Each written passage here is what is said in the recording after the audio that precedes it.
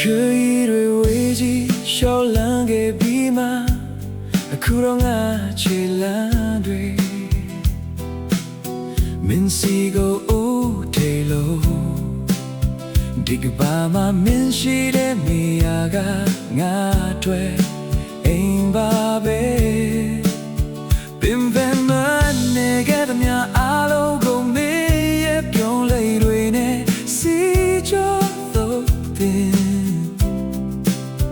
ရင်ထဲမှာနှွေးထွေးမှုတွေပြန်ရလာတယ်တခါလေးပွင့်ပြီးမင်းစီချိုနဲ့မဲ့ချေရာရာဟာပြီးပြေဆုံးသွားခဲ့ပြီးပြန်လာပြီးမင်းရှိတဲ့ရင်ခွင်စီ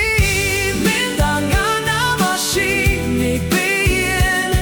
ဒီထက်ပေါ်တဲ့ပြ